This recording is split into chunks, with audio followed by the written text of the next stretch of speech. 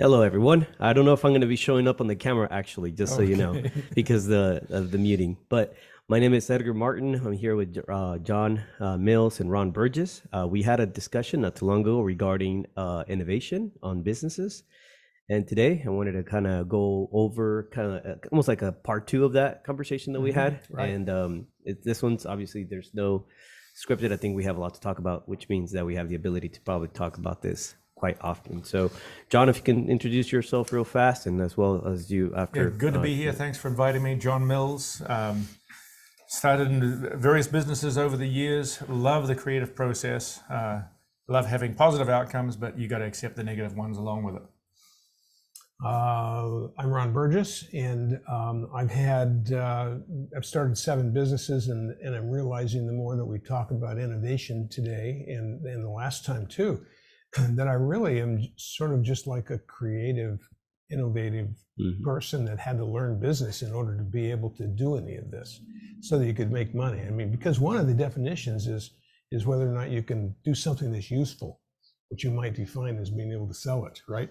And so having value. Yeah, having value. So we did talk a lot about innovation in terms of definitions and creativity and the differences last time. And we'll put a link below in the notes, so you'll be able to go back either at the end of this video, or you'll be able to go down below and click on that if you want to see that one, say prior to this, and you can come back, or else you can see that one after we do this. We're going to focus today a little bit on some actual examples, and we'll see if the group of us here can come up with some interesting, innovative examples. And I thought what I would do is throw out a tickler here that would basically be sort of a crutch, if you will, that would allow people to sort of think about their own business in relationship to what I'm just calling macro trends, things that we know are happening that might influence the way you do things. So for instance, we know that software and processes are still growing very rapidly, and that in addition to that, what comes out of that, when you throw that with machinery, you get automation. And so there's a major trend. We've talked a little bit about that in several venues. Second one might be sustainability and resiliency. That's something that I could argue about, whether or not we really need to be doing some of those things. However, at least from a marketing perspective, there are a whole lot of people who are starting to build at least resiliency after we've gone through COVID into their planning.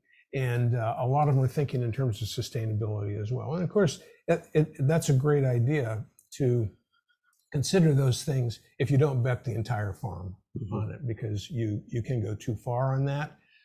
We're learning that.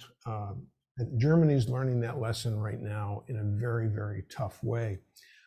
Digital communications, big, huge, broad category. We've talked about that.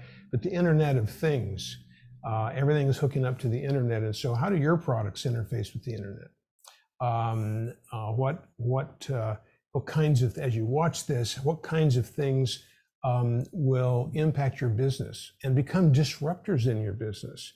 If you happen to be in the old-fashioned thermostat business and you haven't thought about how you're going to hook that up to the Internet so that people can control that from their phone from anywhere in the country, you might be in trouble. And take a look at things as just sort of pedestrian as window shades. Who would have ever thought that a window shade needed to be hooked up, to Alexa or the Internet? However, it's happening pretty rapidly. And there's an awful lot of that kind of thing going on. And it's just every kind of thing you can imagine. So you have to rethink about your business in that way. Globalization, some people might say that's, I put a question mark there.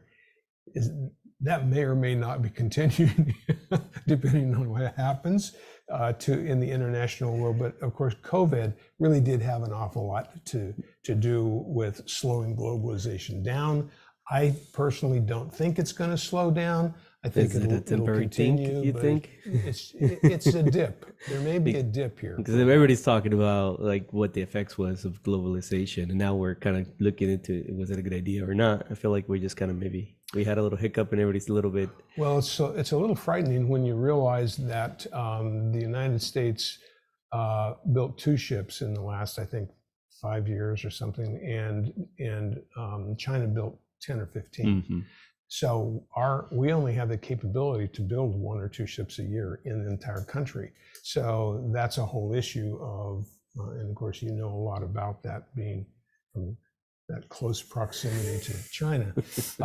So that's an issue. And how will that affect your business? Inflation, man, that's going to be crazy. And it's going to be here for a while. And I think strategically that has something to do. I'm not sure that's an innovation thing. There might be some innovative things that we could talk about that would affect inflation. I'm not really sure, but I think that's certainly a macro trend. Innovation itself, when I was looking this up, a few magazines, Forbes and others, listed innovation as an innovative trend, or as a trend, a macro trend, innovation. In other words, more people are innovating faster than ever before. That means you can't just be walking, you're going to have to run in order to keep up with the innovators. Is it Wells Fargo? It's a big company. They're slow. They move quickly. They don't move quickly when they have to innovate. Yeah. Often takes forever. Do you see potentially smaller companies having the ability to be more successful than a massive company due to the fact they have to innovate so quickly? That's right. And many of the big companies innovate by buying the little ones who have done the innovation. Which is a small business strategy. And you've done an awful lot of that kind of thing. Yeah, so Ron, as you're speaking on this, and I don't disagree with any piece of this process. In fact, I'd say that in general, we are sitting now with a target-rich environment with which we can look at creative process, innovation processes. I'm going to spin a little bit and come back to you, which I think adds into this. Innovation is all about problem solving. To me, it's about working towards an evolution from a problem that needs to be solved to something else. And if you think about it even more detailed, there are unknown problems and there are known problems. Mm-hmm. I'll give you an example of this. Porsche in 1980, it's one of my favorite stories. Back in 19... I thought you were going to say cars. Well, the Porsche cars, yeah. Their sales were dying, and they had a known problem. They were losing market share in America. People didn't want... The 911 was being put off the market. And so there was an issue there, and they solved the issue with a great deal of risk. They brought in Peter Schutz, who was a German-born but American-raised. Why would we ever bring an American in to run a German company? And so he came up with some ideas. And that was an existing problem that needed to be solved. Right. Now, the flip side of that is a company out of New Zealand. I've got to speak to that. I'm actually from New Zealand. And I'll give you an example of an unknown problem. So in New Zealand, about 30 years ago, an individual was looking at the grazing situation of grazing animals. And what you do is you have dairy cows, and then they give birth, and you raise them up right next to the parents. But the trouble is there's a great loss of efficiency in that. But it was an unknown problem. Nobody had really come out and said, we can't do this. This is just what you did. Or wasn't as efficient. It wasn't that efficient. Yeah. Well, this particular individual said, how could we do this differently?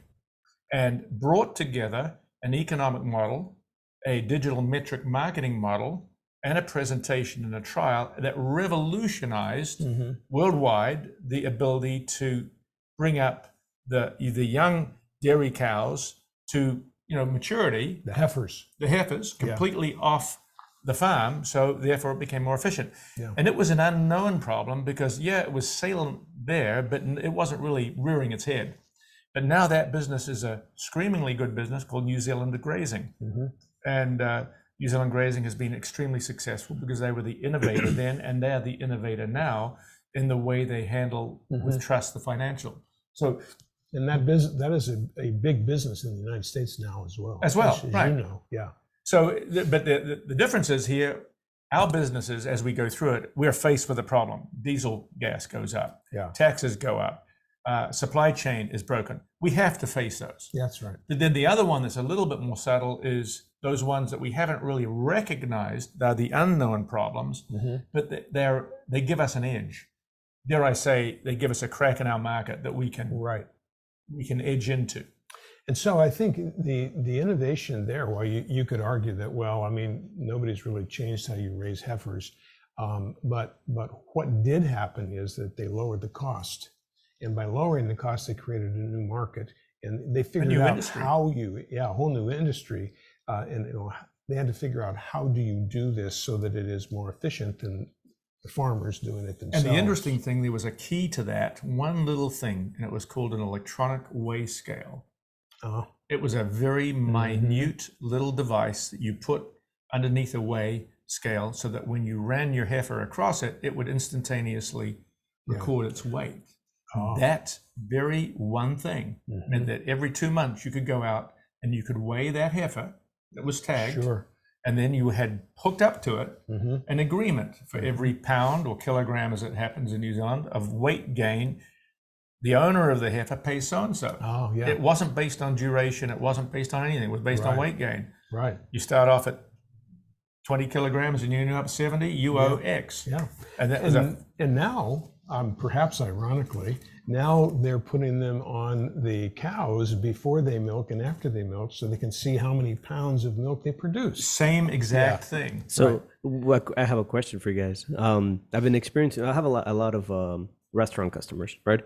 And often, I could say my niche in the market is I understand the tools that exist, that they know they exist, but they haven't figured out how to implement it. That's reality. So the technology already exists for a restaurant to run at a capacity that even an Applebee's is running at, even if you're a small little restaurant. So the hard issue that I noticed at this point is that the implementation of the tools is what becomes the hardest part of actually having, like, if we have a sensor, we have the technology. There's the opportunity. That is the real opportunity. How do you make it seem simple, seem very scalable and efficient? How do you do that? To demystify it, make it really a nice, simple thing. And there's an example of if you go to the software processes automation as the macro trend, then you've got this sort of micro piece to that that's really important, and that is, okay, you're actually using a lot of complex tools, but the point is to try and simplify. And so, and that certainly comes in terms of training and support and use. How do you keep all of that to the lowest common denominator, if you will? It's like you want everybody who's using it to be able to do it rapidly, quickly, and have support that is very good as well. And then we have Christian, which has, I believe, a business that he might know about known problems and know about known technologies. I don't know if there's something in your mind that might hit that there's just no way, or it feels hard to figure the way how to implement it. I don't know if you have any on that, Christian. Well, when you brought up the electronic weigh, there is actually a device that can weigh our trucks that can make it probably be more efficient for us to make sure we're unloading the materials at a proper way, at the same time even save time. Because for us in the trucking industry, transportation of materials, when we unload some materials, we have to go to a truck stop and get it scaled out. And a lot of times when they get scaled out, we're not the only company there. There's lines of trucks there waiting to get scaled. So when you brought that up, it kind of clicked in my mind of, hey, that's something that we could possibly use to shorten the time of a load being completed. If we take out the time of needing to go to a scale and wait in line and do all of that, well, maybe our guys can already have that technology on the trucks and get that already weighed, so we can probably cut that time off a little bit. Christian, as you're saying that, it's difficult to build a weigh scale that will take the entire truck. Obviously, you can do it by having a roll-on, roll-off, but maybe the other solution is, and this is just sitting looking at it, if you're using a back-end hydraulic lift, it would be relatively simple to put a weigh scale on the hydraulic lift. And then now every load that goes on and off, now you've got to go and track it, but now you have an absolute metric for that. It's a good idea. That could be an innovation just by itself, that all of your trucks have way on, way off capacity, and it gets logged on, logged off as you go. And perhaps you can charge by the pound. Or kilogram, depending on where you are. That's right. Good conversation. Thanks. A couple of others here, and then we're going to kind of move on. One is rapid delivery. I think we all know what Amazon has proven there. I think the thing that's important in this particular case is every business should be thinking about how are they going to deliver faster and better. They have to. You can use Amazon if you need to, but and then of course you've got Uber and all of those. Well, Walmart's doing a good job of coming up against Amazon. Well, they're trying to. I have found them to be a little faulty myself. Well, without being critical, they're at least in the game. They are definitely in the game. Right. They weren't in the game 3 or 4 years ago. Right. They've addressed it and they said, hey, why can't we do it? They are now. Yes. And, Uber, I'm sorry? Walmart. Walmart. Okay, that makes sense. Walmart is quite amazing. If you go and look at what there is available online, it is 100-fold, 1,000-fold more than what you can get in their stores. Well, I think Walmart has actually developed partnerships with all of its vendors, and they're selling all of their vendors' products, not just the ones in the store. Right. And I ordered something in that way, and it came on time. Everything worked out fine. The product happened to be horrible, and I had to send it back. But they took it back. The only thing that was a real problem was that they use UPS, which is FedEx, which is not close to my house. Well, and UPS is much closer.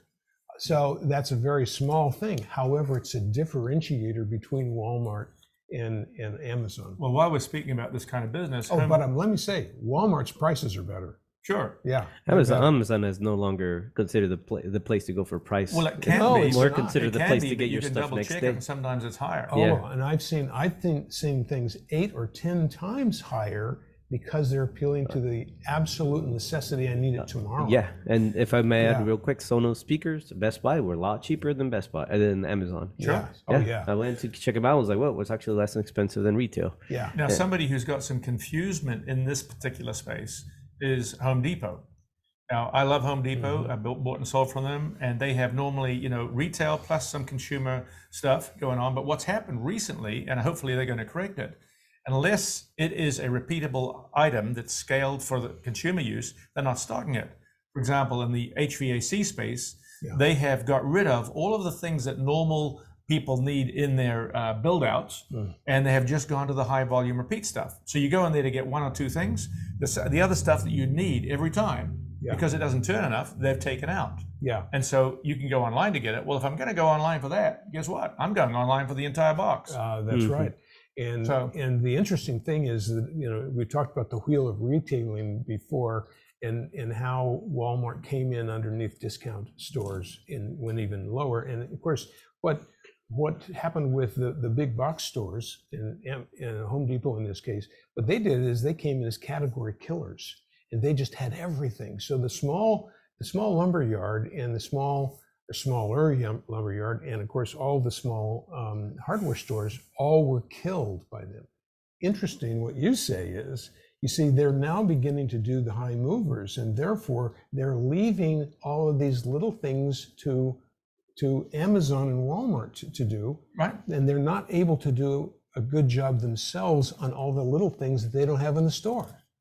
So there's a good opportunity for these guys who are serving your local market or local people. They want to go up and buy that item that turns 2 times a year. Yeah. And right now the accountant says, unless you're turning it, 10, 20 times, I don't know what the number is. Yeah, well, but they're shrinking it down, and they're ignoring the client, who every time they do an install with the high movers, they need 2 items that are slow movers. Yeah, that's exactly right. A couple of others here. One of them is digital payments. I think we all know what's happening there. That just is, are you going to use them? Are you not going to use them? Is there going to be resistance, et cetera? And so these are all uptrends. Look at all these uptrends. But I saved the downtrends for last. Skilled workers. Can't find them, can't get them, can't train them. And so that they're going down. I was at a interview. I kind of hosted an interview yesterday. We filmed, and it's basically was the transformation of the Inland Empire Manufacturers Council over the last 20 years. Then they're having, I'm leaving here to go over to an educational one where they have 130 educators, and the manufacturers are trying to help the educators understand what manufacturing is really about. So that's why I was there. And I lost the reason why I was going to bringing that up. The skilled workers. So there's a plug. There's a plug for it. I'll let everybody know so you can watch it. So skilled workers. it's all about skilled workers. And of course, that's what we were talking about is how do they train skilled workers and get them there faster, better, and cheaper than they're doing now. And they've been doing this 20 years and they haven't even gotten close to solving but let's dialogue about that for just a second, because I'm thinking skilled workers, let's talk about McDonald's. 30 years ago, McDonald's decided and they put together a supply side system, a software system, a management system, an hourly employee system, a business franchise management system. And they put in so much intelligence, we might like it or not like it doesn't really matter, that worldwide, McDonald's has got a franchise system that works pretty flawlessly. Now, the skill they put in to the back end operation and now enable them to scale to the point that in a local McDonald's, you would ask, what is the need for highly skilled workers in each of those facilities? It's a lot less than it was 10 years ago. And if I were to add to that, we mentioned the technology that we have today, because I'm in the restaurant industry with technology, providing technology to them, some POS companies and credit card processing companies and gateway companies that provide this, they're putting everything in-house, including the softwares and giving it all away. And now there's even self-serve kiosks that you can have in a small little restaurant. Even I started finding these robot busboys, which is kind of cool. Sure. I started roaming around, picking up the plates. You drop off the plates and even ordering from the table. So the technology is getting out of control. Skilled workers are starting to shift towards the software side than the actual serving side. Well, they are. And or of the course, systems. There are different levels. And California Steel no longer hires electricians. They have to have people who can do everything. So they need to have mechanical people. They have to be able to do welding. They're looking for much higher level skilled people. And so they go to the nuclear submarine bases down here in San Diego and they wait for the guys to get off on their last rotation. And they try and hire them because their point was on a nuclear submarine, those guys have to know how to fix everything on location, in other words, under the water. You have to understand that from technology, I mean, from electrician down to physics and plumbing and everything. And so they want people who can do all of those things. Those are very highly skilled because you have to do cross disciplines and they get paid very, very well. So the problem is there aren't enough former submarine technicians coming off of the. So you remind me of what happened in Australia. Of course, I'm from New Zealand, so I don't talk about Australia very much. But what happened is Australia had a high level of people involved in the mining industries, and they had some extremely skilled operators of heavy-duty equipment. Well, it turns out that they were running short of operators because China was buying so much of their raw materials. So they did exactly what you did. They came over to New Zealand and they went actually to the shipyards, to the Navy, and they just said, "G'day, mate. How'd you like to make twice what you're making here?" And New Zealand had a shortage of people working in the shipyards of the Navy. Why? Because they could bounce over to Australia, start a new life on twice the pay, and be respected for doing it, driving heavy equipment. So we had a huge downboard. Same thing.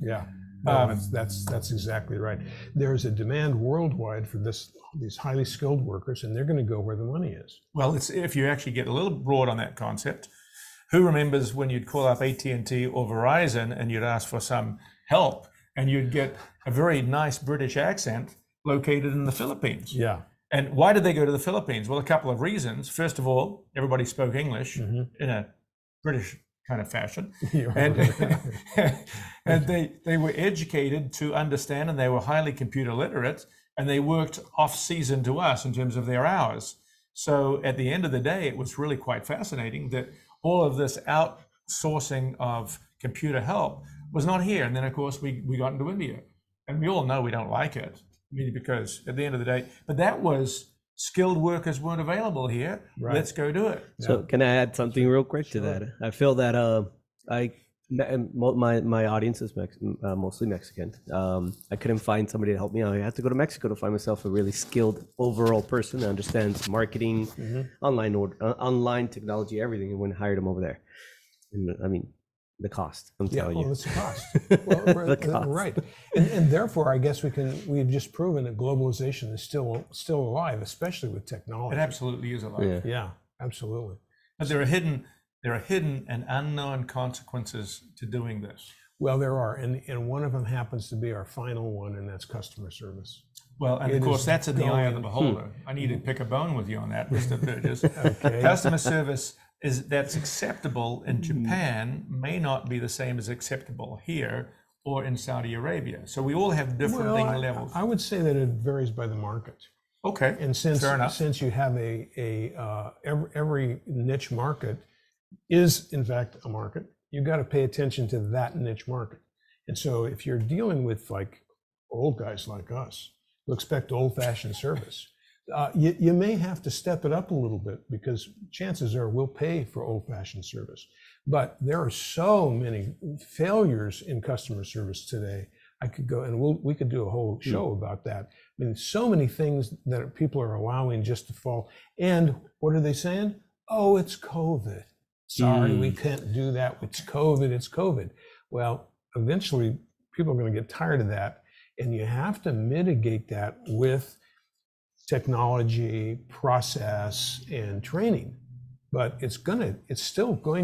good customer service will still beat bad customer service. So I want to jump back on this and go back to the skilled workers thing, which is in the same general conversation here. One of the things I was aware coming from New Zealand and coming over here is AT&T baited, as in beta, as in BETA, processed a lot of their technology in New Zealand to test it out 5 years before we were using it over here.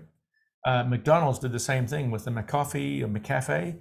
McCafe was there 1995, and they were running full-on McCafes here. None of them were here for another decade. Yeah. And the reason was they found a market that was very small, very controllable, very able to be tested at a low cost. And of course, they were smart enough to also realize that what they thought was going to be a brilliant move for the industry maybe wasn't as brilliant as they thought, or maybe it was, they didn't know. Let's go test it. So there's a certain humbleness in doing that. And I think that's the things that entrepreneurial or change agents need to be aware of, is we think it's a great idea. What could go wrong? So is that part of being innovative? Well, it is. Absolutely. Because we've got it. Yeah. Actually, I would say it's Testing, one of the unknown, big testing. chunk is we've got to be okay with failure. And then we reposition. As long as you fix it. Yeah. Well, and maybe it's only a 2% or a 3%, but we change it. Yeah. Well, I think it's a very, I've been thinking about this for the last couple of weeks, getting prepared. And I was getting gas, on the way out over here. And I thought to myself, now, why did I come to this particular place, which is a lot more expensive than, the one that I normally go to, which is like 6 or 7 blocks away, but I wanted to get on the road. So I stopped in. I almost never fill up a partial tank, but this is so much more. I decided I was just going to put in $30 worth. So only $30. I used to fill the tank. Now it's $100. And I didn't need that much gas. So I thought to myself, why do I pick certain stations? Of course, price is part of it, but the thing that is overriding, it's how reliable their credit card machine is. That's how I pick gas stations. I never heard of that. Inside or out the outside? Outside, because I do not. You don't want to go inside. I do not want to go inside, especially if the neighborhood's a little bit seedy. You want to get it done and over and get out. And so, I realize now the cheap one that I go to. I won't mention the name, but it's a national brand, and their pumps only work about 80% of the time. And so I tend to go, I'm not coming back here, because it's more important for me to get it done and get on the road than it is to pay a little bit more money. That's funny. But I'll give you a perspective. I choose a gas station based on how easy it is to exit after I put gas and how easy it is to get in there. Yeah, well, you're right. And That's also good. if they have my favorite energy drink when I walk in. Oh, okay. Okay. All right. Well, I mean, Fair that's enough. And I never pump at the station, Okay. mostly because you it's a have a- habit. I have a habit of like, I enjoy it. I You enjoy have a putting refresh gas. stop. Yeah. You refresh the car, you refresh Yeah. yourself. Oh, yeah. So I love my gas station based on how clean it's inside. I go Yeah. in there, they have the perfect coffee machine. The one over here, it's perfect, but it's missing the exit. I hate Oh. going in there and feel like crowded and all that. So and you see what we've done here is we've talked about customer service issues. We haven't talked about the kind of gas. Oh no. You know, You're right. we haven't talked about the brand. It's like it's because it's all the same thing, and so the differentiators sometimes can be minuscule, yet they're still there. And too few companies don't think about customer service in the holistic way. It's like, what are all the pieces of this so that we can slowly get very loyal people to come back over and over again. So Yeah. in that case, there is a gas station that has a low price for the person that doesn't and has good working credit card machines for a market that is only audience is that, and then you have the other gas station that is maybe an audience for somebody like myself. Is that basically possibly why we have so many gas stations that thrive, outside the fact that we have to get the gas in our car? Right. What do you think on that, based on that? Well, I'm actually thinking about a next topic to talk about, next subject, next question. So, Oh, okay. So restate that and we'll answer that. right. Sounds good. Okay, there we go. So did you end up taking out the PowerPoint presentation? I don't see it. Yeah, I took it down. Yeah. So your question again. Oh, well, I just started thinking about, there's a gas station here, it's always busy, but I hate it. I never go there. I wonder myself why people go there. It's probably the one with the cheap gas that has a great credit card machine for all the people that think like Ron Burgess. Yeah, well, it's possible. I mean, I don't think I'm unique, in any way. I mean, I certainly fit into a certain cohort group. Yeah. I'm probably more willing than many to pay a little bit more money. I don't like paying the top end. Yeah. And that's why I rarely go to the one that I mentioned this morning. It's very nice and it's mostly convenient. It's very close to my house, but I've only been there twice this year, so I don't use it a lot. I prefer to go where the gas is not too bad, but you have all those pieces. But so yeah. What was on the tip of my tongue about this is the next subject. Well, not about innovation and entrepreneurship and changes. I think Western culture, specifically America, has an advantage. And the advantage is in the ability to accept ideas from below. You're and I'm gonna, probably right. And I'm going to count it. We don't tend to have the class systems that are either remnants or still in many countries. Yeah, when you're running a company, and we all have been running our own companies, whether they're small or big, and somebody comes and says, why don't you do this? And there's a tendency to say, well, why don't you start your own company and do it your way? But actually, that is really not healthy, because at some point, some of these ideas are good. Now, if you do that in Russia or in the old days in Germany, it's like, we do it this way and leave if you don't like it. And so we have a Ferrari and Lamborghini or something like that. This way. Right. Yes. And that is actually detrimental to a company that is going to survive more than a decade. Yeah. If you're going to survive, you have to be open to change. And I use the word open-handed. We need to be not looking for change, but I think we really need to be open to change, willing to look at. Yeah. Now, the question then becomes, to what extent are we actually willing to explore some opportunities for changing our business? Now, we're making money, we're doing well, business is growing, everybody's happy. Why should I spend any time or energy thinking about change?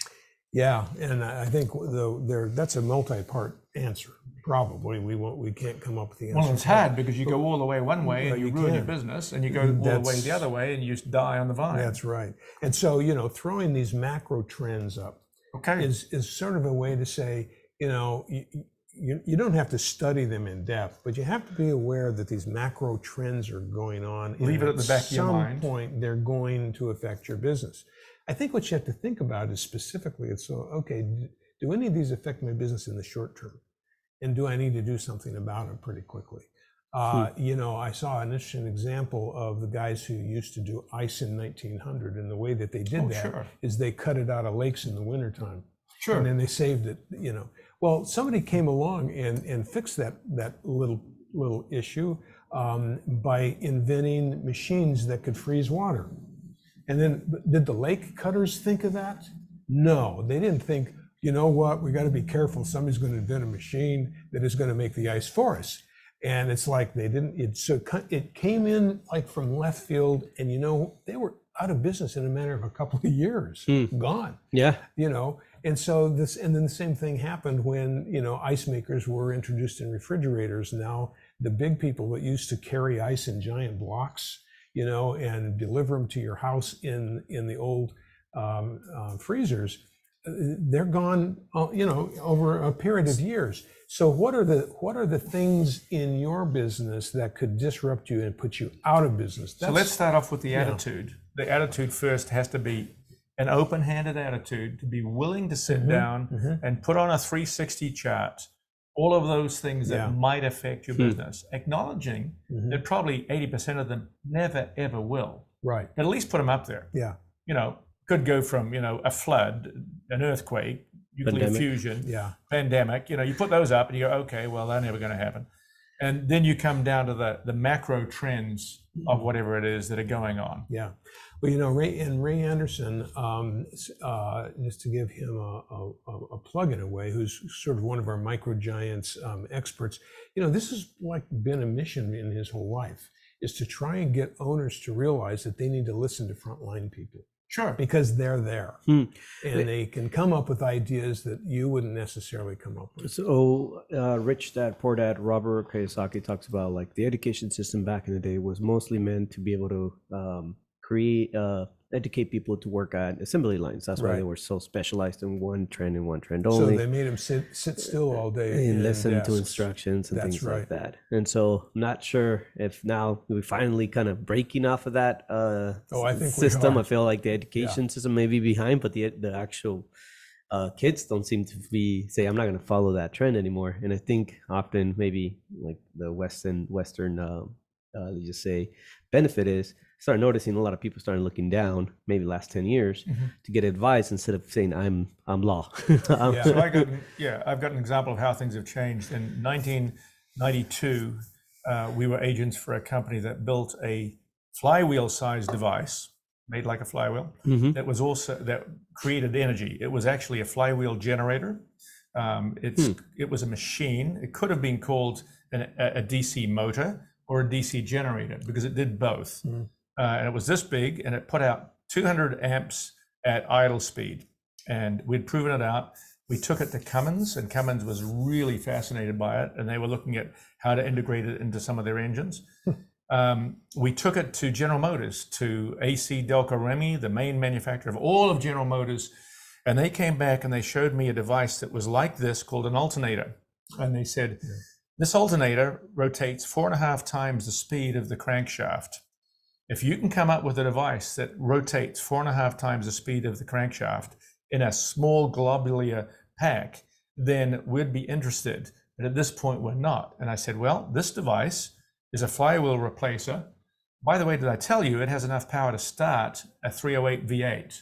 You can apply power to it. You don't need a starter motor, and it will rotate the engine, start it. And at the same time, it is a generator.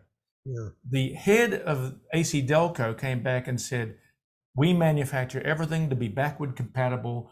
This is the only thing we're interested in. That was in 1992, 93. Well, guess what they make now? They make electric vehicles with those exact rotors that are on the wheels. And that is exactly what powers this new generation of cars. But they were not interested at all because it didn't fit the format of their own design. Right. Incidentally, it's also being used in as battery storage for renewable energy technologies in Europe and in Africa now. They're trying to bring the technology to the United States, but they found that there were some headwinds to being able to apply the intellectual property within the United States for some of the reasons you just described. But they found that it's... Yeah, you're right. It's fascinating. People in the US who have invented companies, millions of dollars in their manufacturing lines, do not want a disruptive technology that will long-term be successful. So the problem you've got is how do you introduce that long-term technology without being iced, literally taken up. In speaking of the class systems, which Ron brought up a bit ago, I mean, there's actually an historic anecdote where Queen Elizabeth was presented with like a a more efficient means of building a mill wheel that would allow grain to be processed more efficiently. Oh. And rather than applying the technology, it was decided that it would impact the Millers Guild, and the technology was set on ice. The inventor was told that, you know, you really just needed to consider the societal implications, and it didn't happen. And of course, guild is an old-fashioned word for union. And that's one of the things that does happen in union negotiations is that they many times will negotiate not to move ahead with technology because they think their people are going to be put out of work. And that happened in the 70s in Detroit, and that really provided a nice way for Toyota to start bringing in their what we thought were cheap Japanese cars at the time. But they had a niche to get in there because the other cars were only one way. They were big, they were bulky, they took a lot of gas, and they wouldn't build a small car. And so the generation changed, and as a result, take a look at Toyota today. You know, they're now global. So yeah. I mean that's what happens when you don't pay attention to innovation. Innovation will happen with or without us participating in it. And therefore, it's just a question of how do we help engineer the direction it goes in. Yeah. I got a question on you guys when it comes to small businesses. Sometimes I feel like I got caught up innovating, went out, I sold, I tested the product, but then I never stopped like always trying to innovate until one day I said, I need to just put the horse blinders. I know I can better this thing out. As long as I feel like I have a sense that I'm not going to get taken out by not listening to innovation. But at one point, I had to just ignore everything around me, all the opportunities, and just focus on one thing, because I had the ability to create all these opportunities and innovations that I felt like I was in. At least I don't know if they were going to be fluid, actually go through.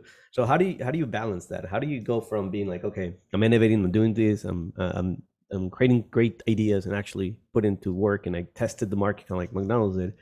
I got a group of customers, right? Started working out.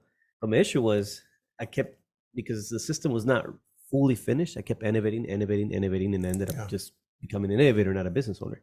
So I had to eventually go against my grain, my will, and go to course blinders. I almost feel like I had to just blind myself for a minute, like at least a year or two, and forget about everything else around me, all the technologies and opportunities that are happening. You just focus, try to make some money. Well, it's a real balancing act. There's no doubt about that. And trying to figure out, you know, when to innovate, et cetera.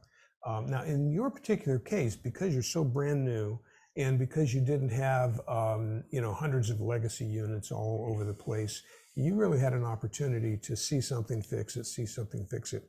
But you're right. At some point, you have to say, wait a minute, I got to make some money. The budgeting and forecasting process, it kind of helps that particular part, because what it basically makes sure that you do is to, you know, given that you're not going to be disrupted tomorrow, then you've got X amount of revenue that's going to come from your existing products.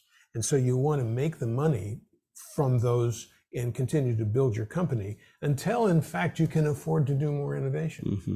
Innovation is an investment. And you got to have a return on investment on all of those investments that you make for innovation. You can actually go, you know, you were doing it very small and incrementally. I think it worked well. But ultimately, you learned you had to go sell enough to be able to generate the revenue that you had earned, so that you could stay in business. I'm going to give you a one-line answer. Okay. 80-20. All right. Okay. Yeah. You got to get realistic. Yeah. You got to spend 80% of your time and energy. That's right. On feeding it, and you got to cut yourself off. I've been in favor of automation all my business career, and I have spent thousands of dollars. In 1989, I put $100,000 into business automation. 1989 into software automation for a sales process of high-tech electronics, and it was starting to work. We had modem connected computers in 5 states, and it was beautiful. And then Windows came along with this stupid thing called, you know, Windows operating system, and everything I had done, I was just caught completely sidelined. Yeah, right. But you know, the $100,000 that we'd put into it. Yeah. Well, the good news was once I got over my shock and annoyance, Windows operating system could allow me to do everything I'd done for $10,000. Yeah.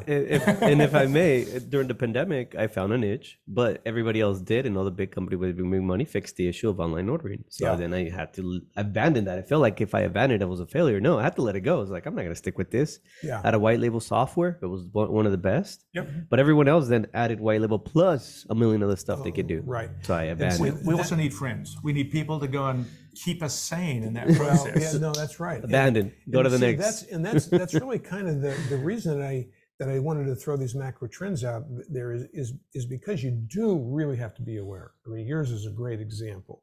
You're not quite there because we're talking about an operating system that's now well established, and so it could change. But there's so much of that operating system out there. You're not going to see people change very often, but what you're doing, the little pieces like the online ordering system, those things can be thrown in and erode your business over a period of time. And so you have to make judgments constantly about how long can I leave this in? When do I have to replace this next piece or this next product in order to be able to maintain the continual cash flow? So I'm going to say something a little controversial. Oh, we love that. You know, here's the analogy. If you look at a guy who's using sharp saws, high-speed saws, and they've got all their fingers and they're cutting wood, right? Yeah. And you ask them, how do you like your saw? And most of them will say, I am scared of my saw. I am fearful of my saw. I keep it at a distance. I make sure it's. Now, I'm going to say this about Ron specifically and other people who I need to have people who challenge me and even get me to the point where I'm like, I don't agree with you. Who are in your area of decision making that ask you the questions that you need to be asked to verify that you're standing on solid ground. Yeah. Are you solid? Is this really what you want to do? To what extent do you want to extend yourself over this? Yeah. We need that as business entrepreneurs.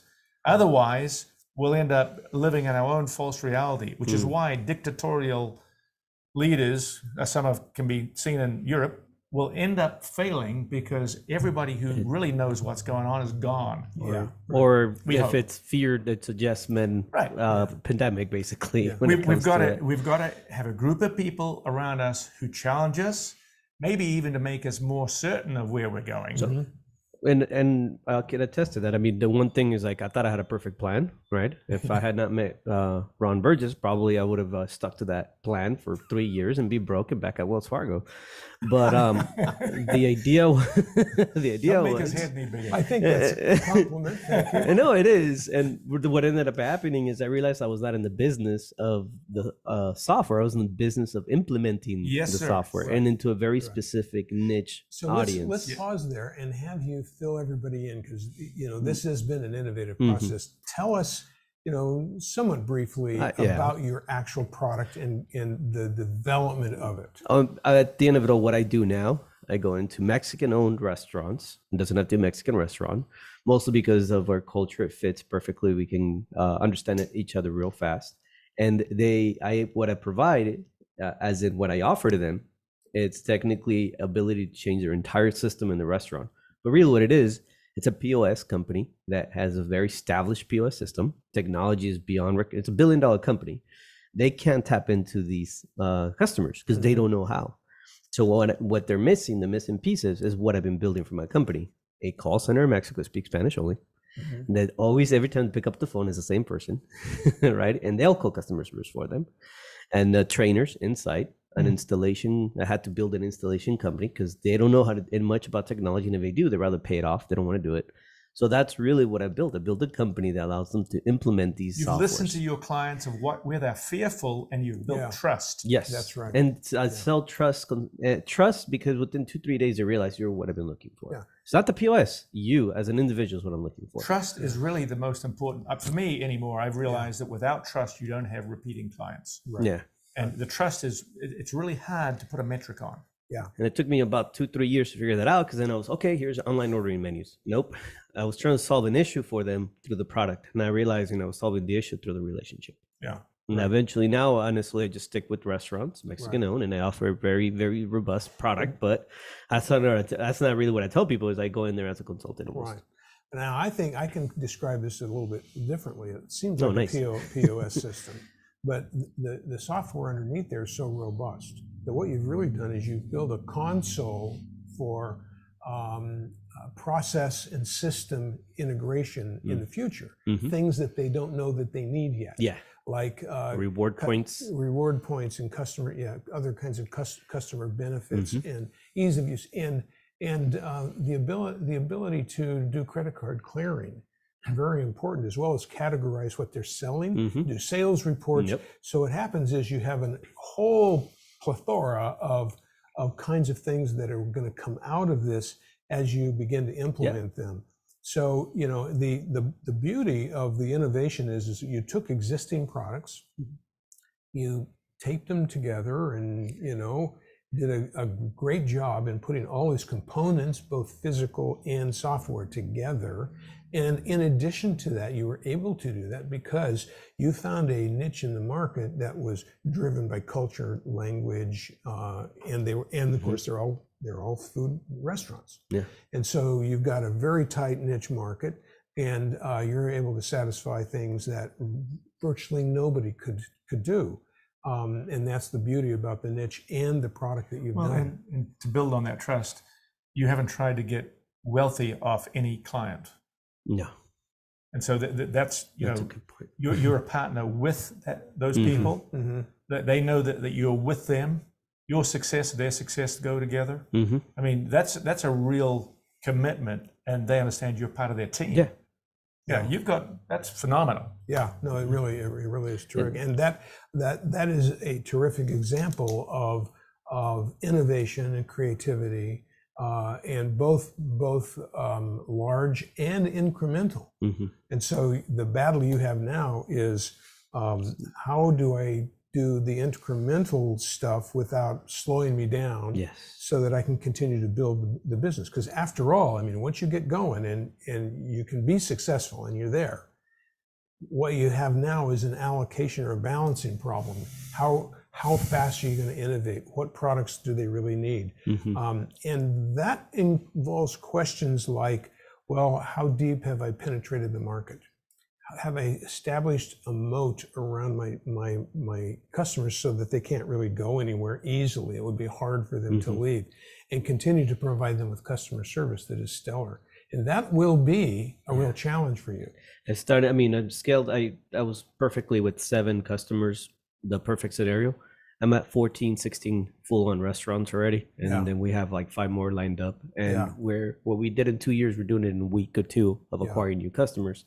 So the challenge now is no longer can we get the customers, is now how we're going to be able to continue keeping that same level of trust, customer service, without stopping. And that's going to be very important and require that you work a little closer with your people in Mexico answering the phone and doing the service, and that if they have questions that are a little outside the norm, you have a really organized way in terms of getting back with them and giving them information that you might have without it costing you a ton of personal time, because you don't have it anymore. See, this phone never stops ringing. At first when you get started, you can't wait for the phone to ring.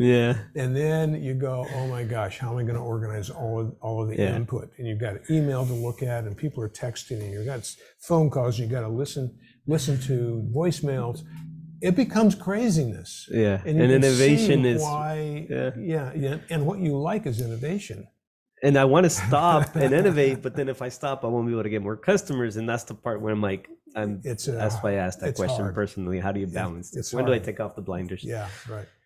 Hey, JP, tell us a little bit. You've done some great innovation too. Tell us a little bit about the development of your product. And talk to us about any issues you've had and where you think you're going and so forth. For sure. Well, I think the very reason I exist is because I saw that the spark of innovation had kind of gone out of a market. Mm-hmm. I mean, we look around this area here and see a lot of really great, farming inputs being produced here. I mean, whether it's down here with citrus or, various commodities that surround the industry, or even look up at Oak Glen. Some of these things are really quite regionally famous. To us, it may seem commonplace. And, when the industry was at its peak, it did have sort of an internal innovation engine in the Orange Show and otherwise, where there was a large pool of people thinking about how to make different products from these agricultural inputs. And it connected the farmers of this area to the broader market. And that eventually sort of died out. I mean, everyone knows the Orange Show still exists as an event venue. They're not exactly figuring out how to make products that generate demand for these agricultural inputs. Mm-hmm. And, if you're a small business or small family farmer, you're not exactly thinking about how many different ways you can sell oranges. You're just looking to sell oranges. So that's really sort of where I came in is, I spent some time in the Midwest, and one of the companies, actually it's a co-op really, that I had the opportunity to work with in my company, was the dairy co-op, so it's a union of farmers, mm-hmm. but, had a chance to sort of study their business model. You can't exactly control the quantity of milk that comes out of the region's cow population from day to day. Yeah. But, to avoid wastage and to help support the price of milk, there is this co-op that, says, okay, so we've got extra milk here. Let's make string cheese. String cheese was developed to help support the price of milk. Or, okay, so we're capacity here. Let's produce more yogurt. And to store the milk so that it, of course, cheese was invented to store milk so that it didn't, it didn't spoil overnight kind of thing. Yeah. Absolutely. And incidentally, milk is freezable for a certain time. Yeah. Interesting fact. But all this combined helped to make a more robust and stable market, which they're then able to get better business services because, they're less volatile. So I looked at that, and I mean, nothing I'm doing is particularly groundbreaking. As a matter of fact, a lot of my products have already been developed in this region. What I am doing, seeks to look at how these things are made and do it differently. Because, 409 is fragranced with orange. The notion that citrus ingredients are good natural cleaners is not a new one. It's just not obvious to people. And people aren't selective about how these inputs are produced. And so that's really where I come in, and, I'm looking to try and drive demand towards local farmers so they can continue to farm here. Right. So I see inputs that, need a buyer, need a linkage to the market. I find buyers that are interested. I produce products that they're looking for. And I mean, actually speaking to your trend on the speed of delivery, because I typically work, in business to business. I'm not exactly a retail seller. Yeah. I leave that to other people. Storefronts, see previous conversation. I find that even as a relatively small producer, that's an advantage I have over my competition. They're larger manufacturers, farther away. And, the realities of our economic system make timely and reliable delivery of these products, which these retail outlets end up consuming, risky. It makes execution risky. If you have to end up ordering 2,000 units of a plastic toy, I mean, I'm not in plastic toys, but just say from China, and, the crate could be held up in the harbor, or, what have you, a part could all of a sudden just disappear. Being able to turn around and know your supplier is here in town, it's made here in town. If you needed a reorder, they could probably have it to you in a matter of days, whereas the competition could have it to you maybe in weeks, or maybe there's a backlog at the U.S. Postal Service and your package gets lost in Chicago for a couple of weeks. And in the meantime, so there's it helps to have someone close by who can, provide some customer service, but, there's a certainty to that execution that makes this sort of a preferred product, aside from the fact that there's emotional and what's the word I'm looking for? Sentimental ties to a product. You're talking about your product positioning overall in the way that you've done it, and in a way, it's a fashion business, because people do go through phases. People like natural products. They like local products. They like sustainable products, and those are all macro trends, really, that will help continue to drive it. But you've got a considerable issue of innovation, because it's almost as though you come up with a need, and then you're trying to match that with a local product, and you turn a raw product into something entirely different. So innovation is what you are doing every day in terms of just building new products. And it's hard. It is really hard. I've done a lot of that for a lot of years. And the success rate is not always that great in terms of acceptance. Sure. And so you just have to be aware that you're going to have a lot more failures than you have successes, and that's okay if you can continue to do this in smaller quantities, which it sounds like you've been pretty successful at doing that. Certainly. And I mean, there are certain products I've made that are out and out successes, and that's great. Certain things that are probably going to be seasonal or will phase away. But I mean, I've found that honestly, there's been latent demand for something like this. And so I just try to listen to my suppliers at this point. If, some of these people are really creative, they'd say, oh, well, I used to have this product, it doesn't exist anymore. I really would like to see something like this. Yeah. Then I already know how we can produce and make it. Some of that stuff is really kind of retro. You could come up with soaps and all kinds of personal items that have been made in the past. It's just that, we've allowed Dove and all of the other big guys, Procter and Gamble, to sort of grab a hold of the vast majority of business. And people like to differentiate themselves from everybody else. And so there's a market there. Certainly. Yeah, great. That's great. Good story. Good story. Thanks. Christian, you had given us a couple of examples of some of the innovation you're doing. Tell us just a little bit about the innovations that you're working on. So, like I mentioned before it was recording, inflation is a big one for us because we have an in-house mechanic that we get parts, and prices have went up for parts. Some of the third-party mechanics that come out to help when we need extra help, their prices have went up. Some supplies have went up. One of the main one is fuel for us. Diesel has went up since the beginning of the year, since the beginning of some of the agreements we've had with our clients in regards to transportation services we provide. And so with the inflation, trying to attack on it, before in the past, we never charged fuel surcharge. As price increases, we're going to, tag along a fuel surcharge on there. So that's a new thing that we're doing this year, and we've already kind of started with that. With a lot of our clients is charging that surcharge to capture all that cost that's happening and also what's to come, because from what I'm looking at with fuel prices, it's still going to continue to go up.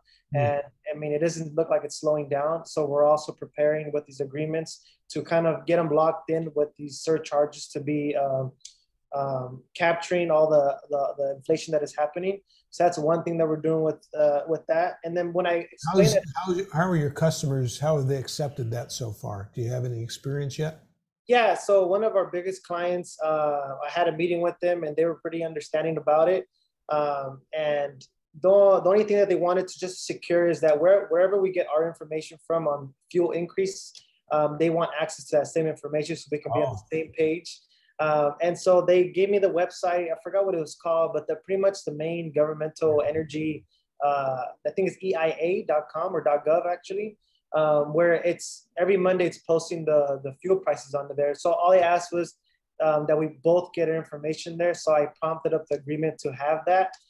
That both parties are going to get information from this. We're on the same page. We have a baseline of where the charge is going to be at. So if it goes 50 cents up, we charge 5% of the total invoice for the fuel surge charge. And if it goes lower, well, nothing happens, you know, if the price stays consistent. And if it ever goes up for $1 and it's consistent 2 weeks of an increase in dollar, we'll just open up to negotiations again to see where we can come together. Because I made it to them where like, we want to provide the service to them. They've been very satisfied with their service, but in order for us to continue it, they would need to help us and kind of absorbing these costs that are happening. They understand that everyone's going through this, so they're pretty understandable on that. They just want some transparency there, which is easily attainable. So that was one of the big things that we had was the fuel price increase in price, and I'm still working on it. I'm still tackling along some of these clients and trying to get them on board with it. We haven't got any pushback. Everything has been pretty smooth sailing, which is good. And so I explained that to you guys before you kind of brought your presentation, but from other macro trends, what I was looking at that we're kind of trying to make it better within our company is the process of automation or even the rapid delivery on trying to have an automated type of managing process for our drivers when they're on the road. I mean, our drivers are leaving at 4 o'clock in the morning. And sometimes when they're having difficulties, they sometimes have to call our supervisors and kind of wake them up in their sleep to help them out. So we're trying to come up with a system to automate some of the things that may need help, or giving them more training or giving them more resources so they can take care of it on their own.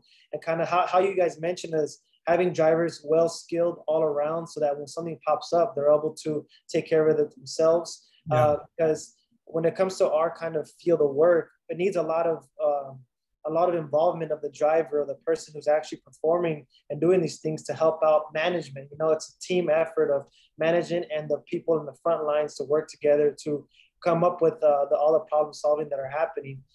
And so we're trying to train them and trying to get them to be on that standard so that it's a lot of better, more smooth sailing. And one thing that I like that you guys brought up that we're trying to implement here too is innovation. And I agree 100% with you guys. It shouldn't come from management for the innovations, ideas that come about. It should be coming from the front lines. So every time as I'm hiring people and as I'm encountering all of our employees here, is I let them know, if you have an idea, bring it up. We want to try to adopt it. If it works, great. If it doesn't, maybe the idea doesn't work in that moment in time, but it's going to work in the future sense where now we can just store that idea for maybe it's needed in the future. So we're trying to create this culture of ideas and adopting ideas from everybody because, and it's been working a lot. Some drivers have brought up to me great ideas that we've implemented. It's been helping and creating the process more efficient. So we're trying to tag along more innovations and just seeing how we can do things more better, more faster, more safer, and make it as easy as possible. So with that type of culture, we're looking to try to get more and more ideas. Great. That sounds great. Did you have a comment on that? No, I just love it. It's embracing the concept that good leadership is allowing others to express their input, not shutting them down and not saying yes, but let's work through it and look at it, and success will surely come out of that. Yeah, right. Yeah. I think that is right. And of course, you do have to manage the process a little bit. You know, you can get a few overzealous folks from time to time who just have a million ideas, and you've got to keep them on track. And so there is that whole issue of, okay, we're going to do it. We're going to do it. And okay, now who's going to take responsibility to do, step 1, step 2, step 3? Yeah. And it's really important to keep everybody moving forward. One of the things that I ran into in terms of doing a little bit of outside research, and I think it was Kawasaki who actually had said this, and that is that, if a leader says, gee, that's a great idea, and they listen very well, it's a poor leader who doesn't actually implement a process to complete it. So, that's where management has to do, is they have to keep going on that. And don't disappoint your people by saying, hey, that's a great idea. And then never stop it, never start it, or be somewhere in between. And it's like, oh, well, that fell off the table. We don't even remember what happened to that project. Make sure you got the projects, people know where they are, and you meet it, or you send out notifications on a regular basis so they all stay engaged in what you're doing. It's a slower process than they expect usually. Yeah. Awesome. Yeah, no, that is good. That's really great. Well, what a good session we've had. We've gone over just a little bit, but each of your stories are really wonderful examples of how you can do a wide range of things, from creating brand new companies and products and new systems to working with your people to do incremental innovation. And I think these have all been great examples of what we talked about in the last meeting. Any closing remarks, John? 80-20. 80-20. I love that. I feel like, I think that helped a little bit, but I just need to remember myself 80-20. Right. All right. Well, Okay, thank good. you everyone for this. And it was awesome for having you guys here. We really appreciate you. That's great. Hopefully we're going to continue bettering the sound, the audio, and hopefully the video soon too, guys. Thank you for hosting us again, Edgar. Thank you, Ron. Thank you, John. Thanks, everyone. Great presentation was great.